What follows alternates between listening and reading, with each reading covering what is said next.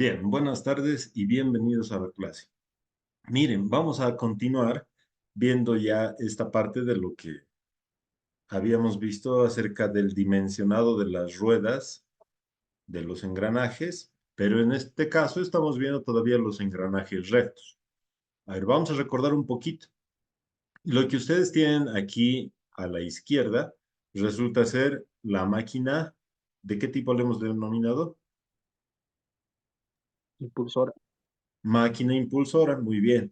En este caso, la máquina impulsora es un motor eléctrico, ¿sí? Y ustedes aquí pueden ver lo que era su placa de características, ¿no? Aquí habíamos dicho que lo que nos interesaba, ¿sí? Primero reconocer era cuán capaz era de mover todo nuestro mecanismo, ¿no? Entonces, miren que ahí tenemos que identificar que con minutos a la menos uno están los 1750 RPM, ¿ya? O la velocidad de rotación que tenemos del motor. Listo. El otro punto importante siempre va a ser la potencia, ¿no? A ver, en este encuentren cuál es la potencia. ¿Cuánto sería?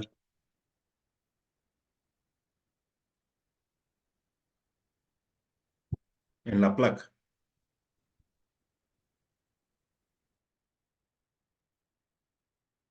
A ver, ¿qué dicen?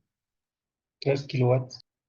Exacto, miren, está este costado, ¿no? Miren, aquí en esta partecita, parte superior izquierda, dice 3 kilowatts, ¿ya? Entonces, o también en HPs puede ser 2.2, ¿no?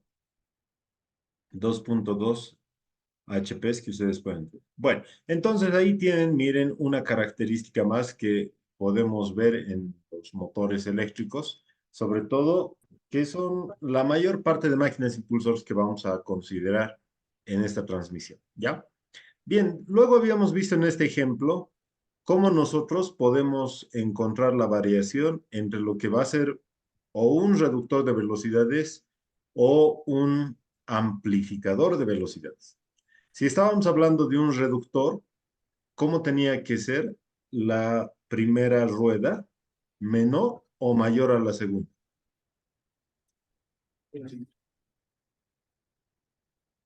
Me refiero al diámetro. ¿De menor diámetro o de mayor diámetro?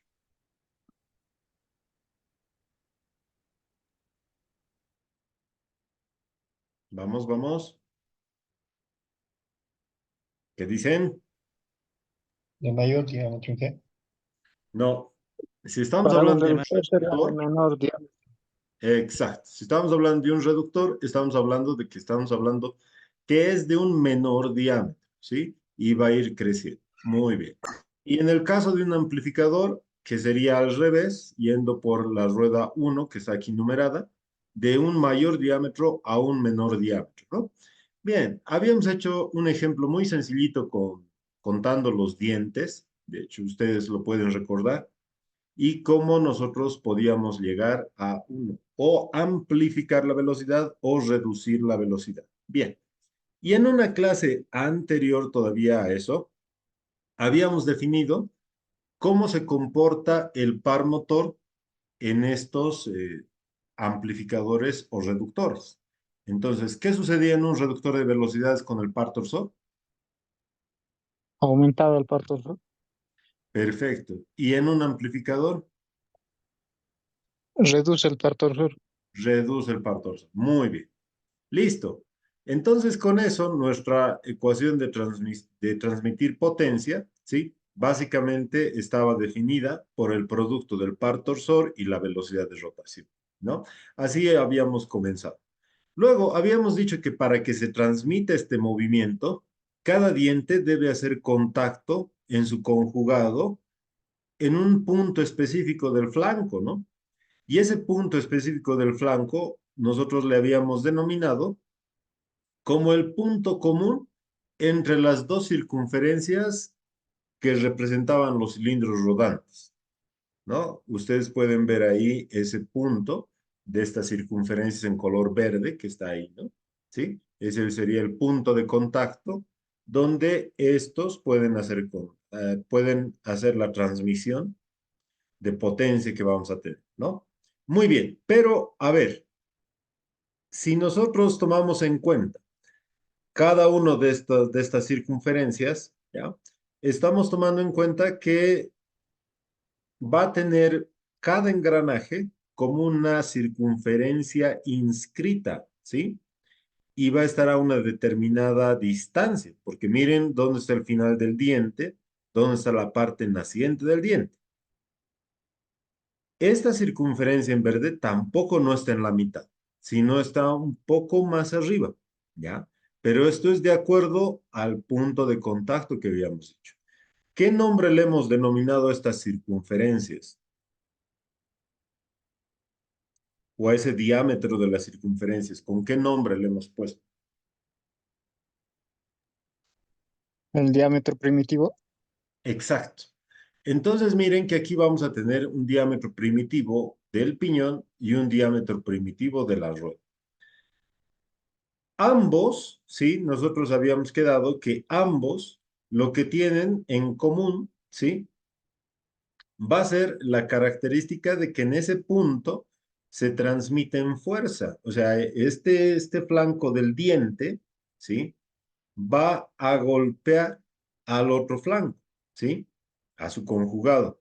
Y de esa forma, nosotros podemos entender que vamos a tener una fuerza común. A esta fuerza, que va a ser en la misma dirección de la fuerza o de la velocidad tangencial, ¿sí? Le estamos denominando como F sub U, ¿ya?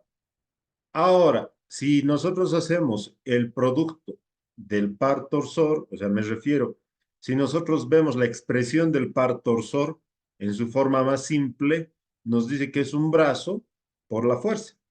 Entonces, esta fuerza tangencial multiplicada por el radio, en este caso va a ser el radio primitivo, ¿sí? Entonces, puedo comprender que el radio primitivo no es otra cosa que el diámetro primitivo entre dos, ¿no? Entonces, miren que lo que estaría encontrando sería una expresión del par torsor respecto del diámetro primitivo que puedo utilizar, ¿no? Muy bien, entonces de esa naturaleza hemos encontrado también en común, como habíamos dicho, ¿sí? Que la velocidad tangencial llega a ser la misma para ambos, ¿no? Y habíamos partido de una expresión, ¿se acuerdan de esa expresión? Habíamos dicho que la velocidad tangencial, esta velocidad tangencial, ¿se acuerdan? ¿Sí? Para nosotros era igual al producto de ¿qué? De pi por el diámetro primitivo por n. ¿Y esto entre cuánto?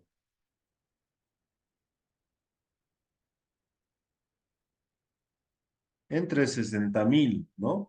¿Por qué? Porque las unidades que nos iban a dar iban a ser, perdón, aquí hay un errorcito, metros sobre segundo. Listo. Pero esto, ¿sí? Si yo quiero hablar de la velocidad tangencial 1, estoy diciendo que va a ser el diámetro primitivo 1. Si estoy hablando de la velocidad tangencial 2, ¿ya?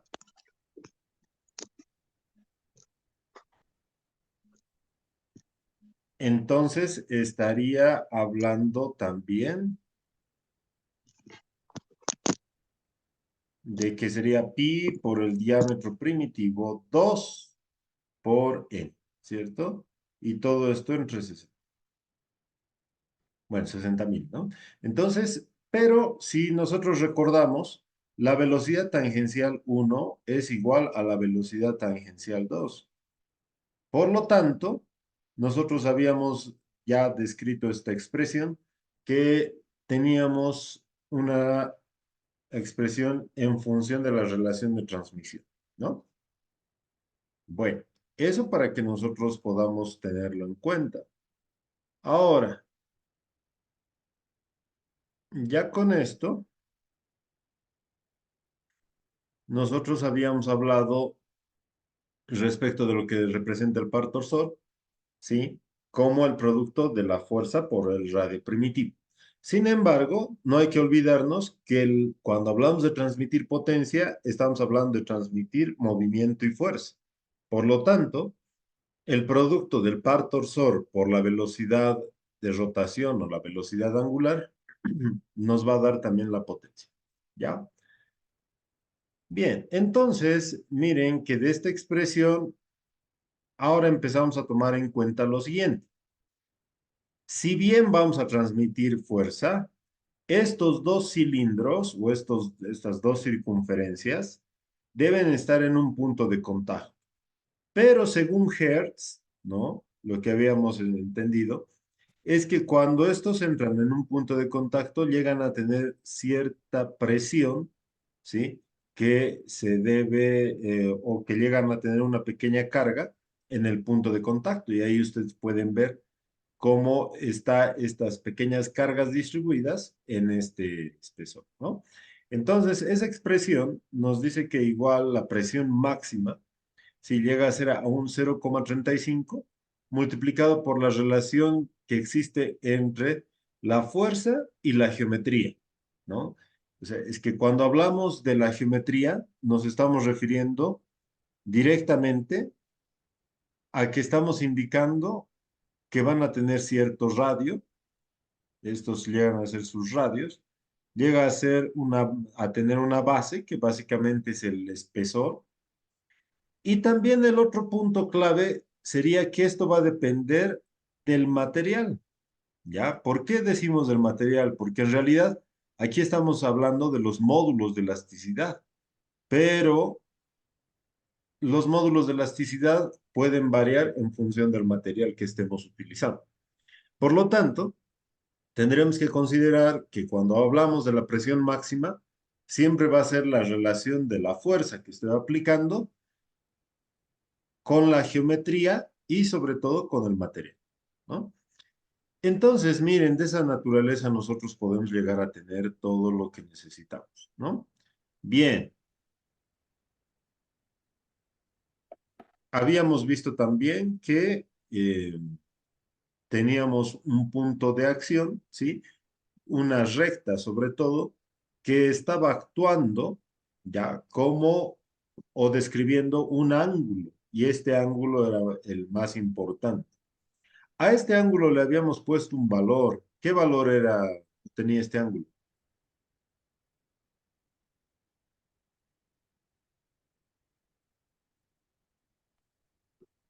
¿Qué dicen?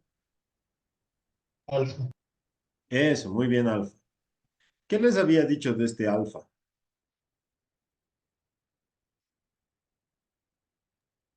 Es el ángulo de presión de rodadura.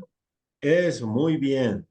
Este alfa en realidad trabaja siempre evaluando cuánto se está desviando la recta tangente del rodado o de la rodadura presente. ¿Listo? Ahora, cuando este alfa, ¿sí? Es muy grande o es muy bajo, ¿ya? Vamos a tener problemas. Para empezar, ¿cómo obtengo este alfa? Este alfa es consecuencia de la fabricación. Es decir, la fabricación me puede dar distintas geometrías. Miren, este diente puede ser dibujado o empleado o establecido de una forma que describe una curva técnica, como la cicloide, ¿ya?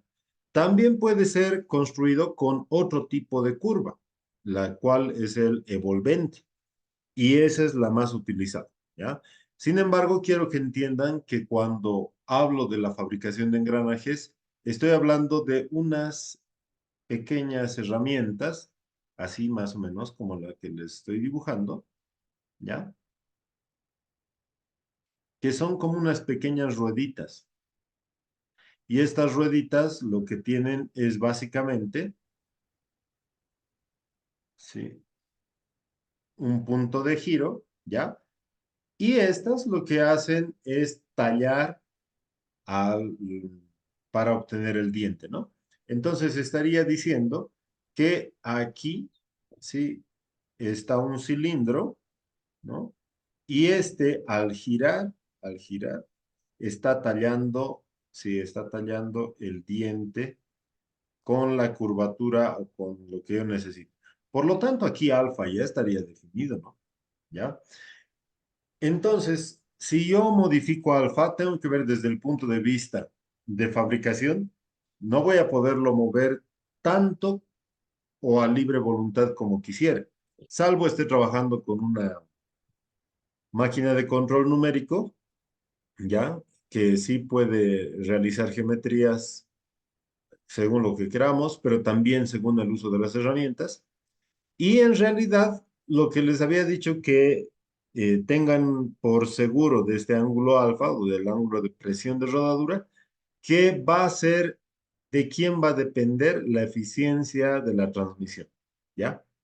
Si esta transmisión es eficiente o no, va a depender del ángulo de presión de rodadura. Por eso es que es bastante importante. ¿Listo? Muy bien.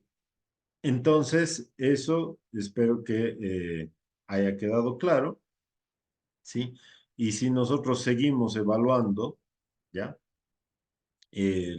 Las geometrías que vamos realizando, nos vamos a encontrar con que este ángulo alfa se puede repetir en muchos sectores. Miren, ¿sí? Esto ya es por unas tareas de alternos internos, ¿no? Pero, sin embargo, nos puede reflejar en muchos lugares que puede estar realizado, que puede estar situado o repetido el ángulo alfa. ¿Ya? Bien. Esta sería la parte geométrica en la cual nosotros estamos definiendo para que la presión de rodadura se pueda llevar a cabo, ¿no? Como habíamos dicho, ¿ya? Que no es otra cosa muy difícil de entender respecto de este gráfico, ¿no? Donde ustedes pueden ver ahí los radios, ¿ya? Pero es un poco de entender la geometría que estamos utilizando, según Hertz, ¿no? Ahora miren, en el caso del material que les había dicho que correspondía el otro gran tamaño, estoy diciendo que Almorzar. ya le vamos a silenciar a su compañero. Espera.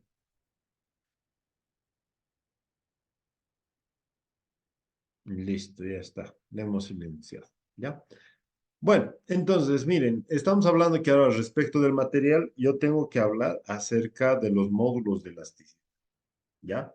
Estos módulos de elasticidad, en realidad lo que me están diciendo es que deben trabajar juntos, ¿sí? Es que cuando nosotros hablamos de la presión de rodadura, hablamos de dos componentes, miren. La primera circunferencia que representa el primer cilindro rodante y la segunda, ¿sí? Entonces, si nosotros decimos eso, ¿ya?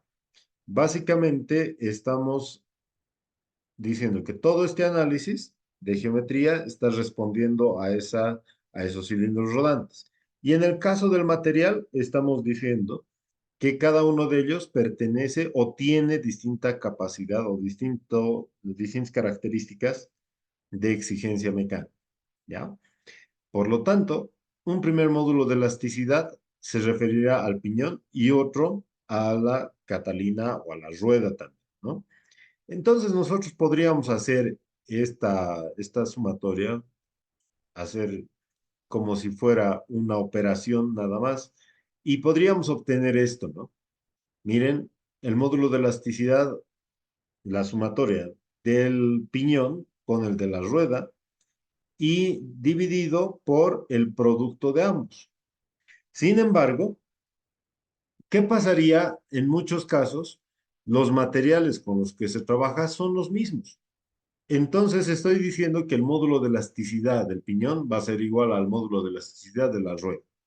Por lo tanto, esta expresión, ¿cómo quedaría? Serían 1 sobre el mismo módulo de elasticidad de ambos, ¿sí? Más 1 sobre lo mismo. Por lo tanto, sería igual a 2 veces el módulo de elasticidad. ¿Ya? Ahora, también es cierto lo siguiente.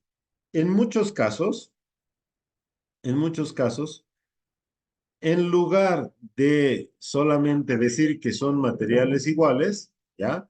En realidad, en vez de hacer eso, Lo que decimos es, miren que puedo tomar el módulo de elasticidad del mayor, ¿ya? Entonces, si tomo el módulo de elasticidad del mayor, ¿ya? Puedo entender que van a ser, digamos, un E sub 2 o un E sub 1. ¿Listo? Entonces, podría llegar a entender que de acuerdo a los materiales con los que esté trabajando, yo podría escoger el que tiene mayor módulo de elasticidad, ¿no? Bien. Entonces, si volvemos a analizar ahora nuestro primer gráfico, ¿sí? Entendemos que esta presión máxima, ¿sí? Esta presión máxima ya está definida con la fuerza, ¿sí? Con la geometría que se tiene de la parte de rodadura, el espesor del engranaje y sobre todo el material, ¿no? Con eso definiríamos básicamente lo que es la presión de rodado. Pero ahora hablemos un poco de la fuerza. Si bien estamos entendiendo que va a depender acerca de lo que nosotros hemos considerado nuestra transmisión de potencia, me refiero al par torsor, es necesario que esta fuerza nosotros la vamos a analizar en un diagrama de cuerpo libre y vamos a entender que tiene su descomposición.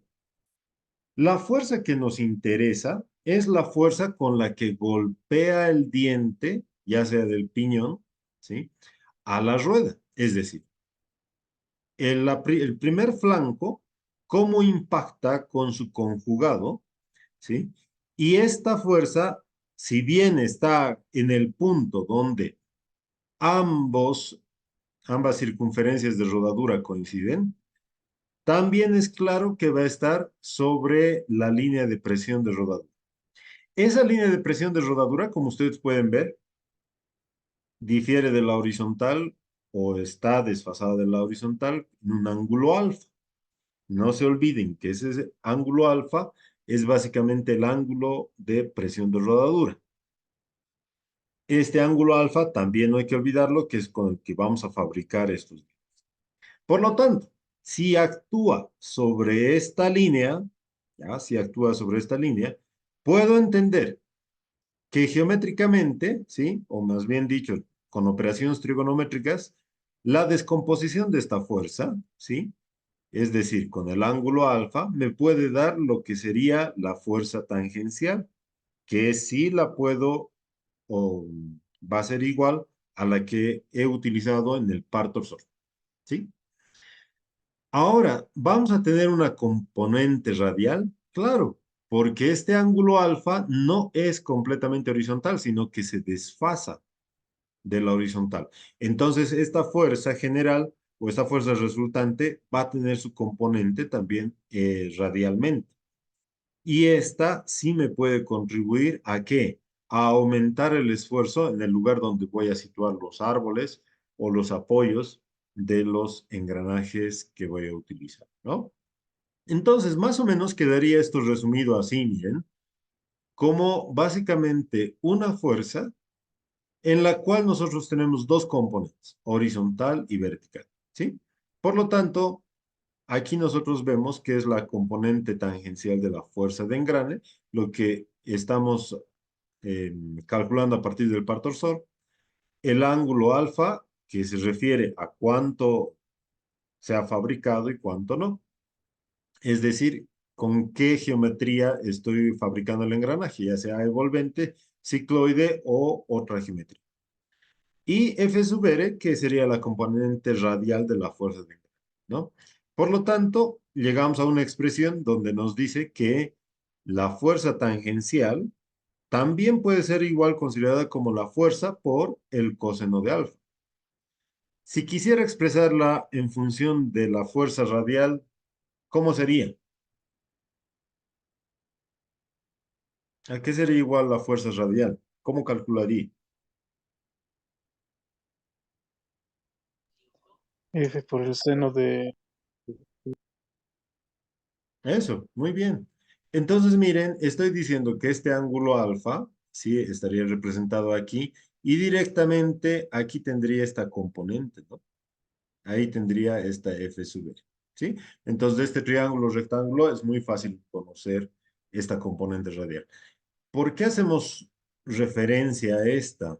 Porque recuerden que si bien ustedes ya han pasado la asignatura de elementos 1 y ya tienen la idea clara de cómo se diseñan y calculan sobre todo estos árboles, ustedes tienen que aumentar a este la componente radial, porque si ustedes no consideran esta componente radial, estarían calculando una geometría que va a ser insuficiente. Es decir, esta geometría va a llegar a deformarse o va a llegar sencillamente a no cumplir con su misión de transmitir potencia y va a fatigarse o va a llegar al punto de dislocación si después fractura, ¿no? Entonces, ese es el criterio con el que ustedes tienen que ver que la fuerza radial nos va a aumentar esa componente, ¿no? Muy bien. Ahora, con eso, miren que podemos llegar a concluir respecto de la fuerza tangencial, porque sí, tengo conocido acerca de cómo va a ser el par torsor. Y esto sencillamente llega a tener como componente un radio, ¿no? Un radio de acción. Y este radio de acción llegaría a ser igual al diámetro primitivo medio, ¿no? Entonces ustedes pueden llegar a hacer esa descomposición. Partiendo de esto, ahora, utilizando el anterior gráfico, que es este, nosotros podemos entender que en vez de la fuerza tangencial puedo utilizar la fuerza por el coseno del alfa. Pero este coseno de alfa no es otra cosa que el ángulo de presión de rodadura. Miren, volvemos a tomarlo. Entonces la fuerza como tal va a ser igual a 2 veces el par torsor dividido entre el diámetro primitivo por el coseno de alfa. Ah, ahora sí, esta fuerza que veíamos aquí está completa, ¿cierto? Entonces miren que la presión máxima que llegamos a obtener, si bien hemos dicho que va a depender de la fuerza, de la geometría y del material, ahora sí está completa. Por lo tanto, sí vamos a poder calcular la presión máxima que necesitamos y analizar cuánto puede soportar o no el material al transmitir esa potencia en la circunferencia de rodadura que estamos utilizando. ¿De acuerdo? Muy bien. Entonces, miren cómo quedaría nuestra expresión, ¿sí? Partiendo de esto, miren, vamos a llegar a obtener esta expresión con la presión máxima reemplazada. 0,35, como les había dicho, y toda la expresión de la geometría, fuerza y del módulo de elasticidad. Y así de esa naturaleza hubiéramos conseguido la expresión de la presión máxima, donde nosotros podemos entender que algo muy importante es el ángulo de presión de rodadura, ¿no? Este ángulo de presión de rodadura. Luego el otro que vamos a llegar a entender es la relación de transmisión, cuánto estoy variando, ¿sí? Cuánto estoy reduciendo. El material que les había dicho, que puede depender si va a ser un material único para ambos o va a ser distinto, ¿sí? Y cada uno de los componentes en función de la geometría, es decir, diámetros primitivos de contacto, ¿no? Muy bien, listo. Según esto, podemos llegar a entender, ¿sí? Que va a existir ahora una presión de rodadura. Esa presión de rodadura está denominada, vamos a utilizar lo que es el denominado K. Y esto va a ser igual a la relación existente entre la presión máxima dividido por 0,35 por el módulo de elasticidad máximo que yo tenga, ¿ya? Entonces, según esto, puedo entender, y haciendo el reemplazo, que miren lo que vamos a llegar a obtener. Esta presión de rodadura sería igual al producto tanto del par torsor como de la relación de transmisión. Y abajo también vamos a tener esto mismo, ¿no? La relación de transmisión, la geometría, el diámetro primitivo, pero sobre todo, miren, de nuevo está el seno y el coseno del ángulo de presión de rodado, ¿ya? Entonces, importante que ustedes, a partir de la presión máxima, ¿sí? Puedan calcular esta presión de rodado. ¿Listo? Muy bien. Entonces, básicamente, partiendo de esa expresión, hemos llegado a esta, ¿no? ¿Sí? Hasta ahí, ¿qué pregunta tenemos?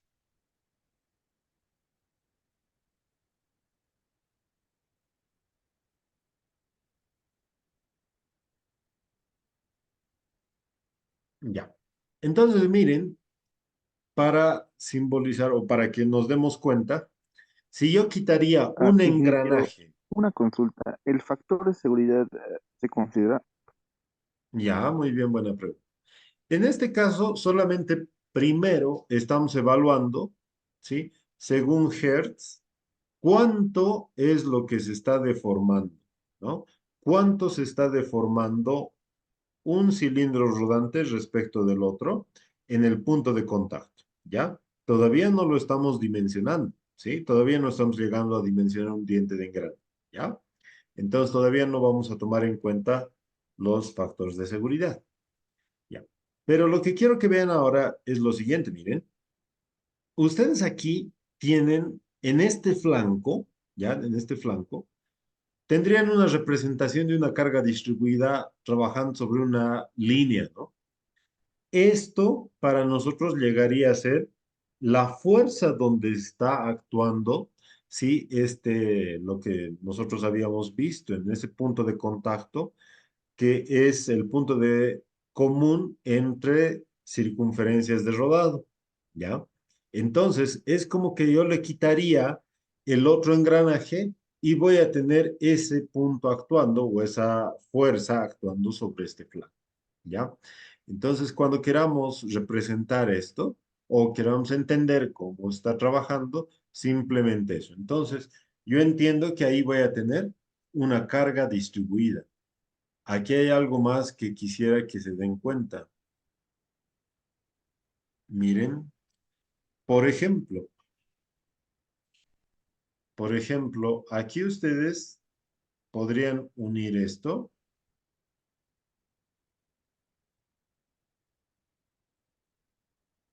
Ahí, miren.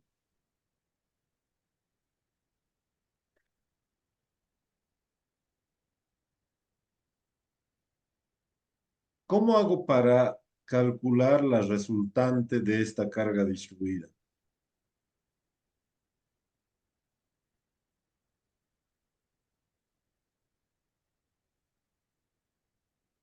¿Mm? El ancho del... La carga por el espesor del engrane. Listo, o sea, no tanto por eso, ¿no? Sino que me estoy refiriendo a cuánto de fuerza, ¿cierto? Ya.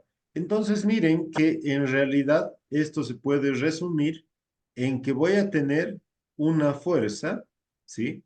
Resultante aquí, ¿no? En la mitad. A esto sería equivalente, ¿sí? Y esa es la fuerza que nosotros hemos calculado en todo esto. Bien, pero si también seguimos analizando así de esa forma, vamos a ver que lo que tengo es en realidad una viga en voladizo. Una viga en voladizo porque esto puede estar empotrado, ¿no? Y sobre esta viga en voladizo está el resultante de esta carga. ¿Listo? Muy bien. Miren, nos vamos a quedar ahí. Es todavía un poco complicado que todos asistan. Apenas tenemos 39 personas. Entonces nos vamos a quedar ahí, ¿de acuerdo? Igual el tiempo que tengo aquí ahorita es reducido, ¿ya? Si los problemas van a persistir y no tenemos solución, vamos a seguir pasando virtual. Yo les voy a comunicar cualquier cosa por el grupo, ¿de acuerdo? Entonces ustedes también estén atentos a esta parte. Me gustaría que si es que tienen alguna consulta, ya como no voy a poder atenderles en este momento porque se va a cortar, entonces me escriban, ¿sí? Me escriban, pero de forma muy puntual y siempre respecto de lo que estamos llevando, ¿ya? Después vamos a atender otro tipo de consultas y demás. Y siempre pueden visitarme en la oficina, ¿ya? Bueno, les agradezco una vez más por haber asistido y nos vemos la siguiente clase. Si los problemas persisten, van a seguir siendo virtuales, ¿de acuerdo? Caso contrario, nos vemos en el aula nada más, ¿ya? Que les vaya bien. Hasta luego. Hasta luego, ingeniero, Bueno, gracias. Hasta luego, hasta luego. Que les vaya ingeniero, bien, que gracias. les vaya bien. Hasta luego. Hasta luego. Que les vaya bien. Hasta luego. Cuídense. Hasta luego, hasta luego. Hasta luego.